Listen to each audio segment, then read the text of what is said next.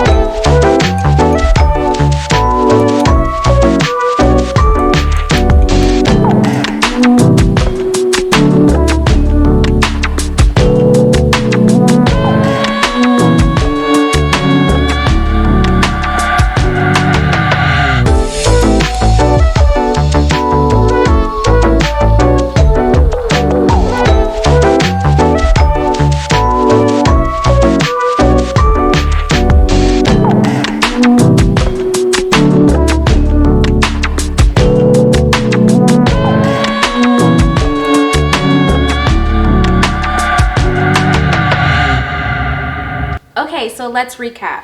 Today we made a very nice and creamy rose clay mask using 4 ingredients: grapeseed oil, cetyl alcohol, emulsifying wax, and rose clay. You can also make this recipe your own by using a couple substitutions that I will have in the description below this video. If you have found this video helpful, like, share, and subscribe to this channel so that you never miss another video. So until next time, keep living in your purpose and creating beauty.